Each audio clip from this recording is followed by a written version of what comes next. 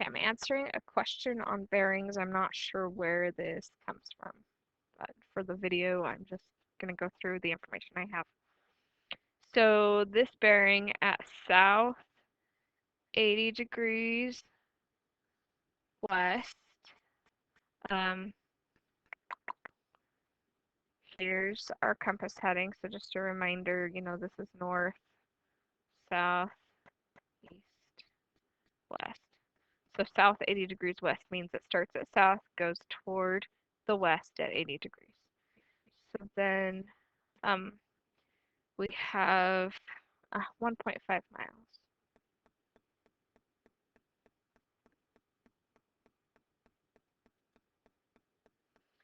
All right, from reading through the problem, I know that I'm going to need a lot more space this direction. So I'm moving the whole thing over.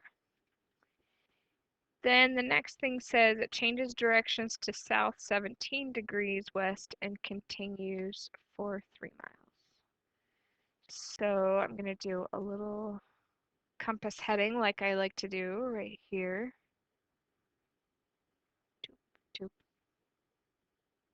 Every time I change directions, I do one of these. It just helps me make sure that I've got everything going the right place. So again, I've got my north, south, east, west, right? So this one, the change in directions is going, law of cosines assignment, it was number 37. Cool. So do you want me to keep going with this problem, Tyson?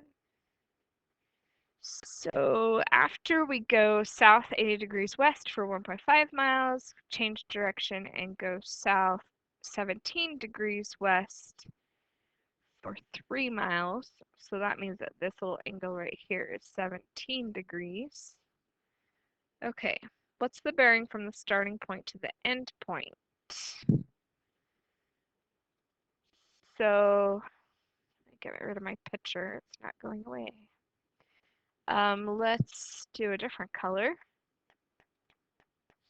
So from starting to end, change color, go from here to here, and we want to know what that bearing is right there. But basically what we actually need is to find the angles in the triangle so that we can sort of solve the problem here.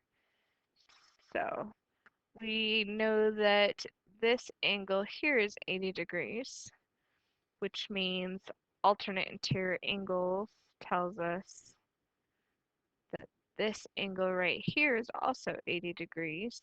So that means to make the 90-degree angle, this would be 10 degrees.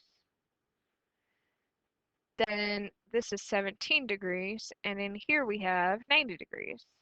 So see why I draw these little compass things every time I change directions?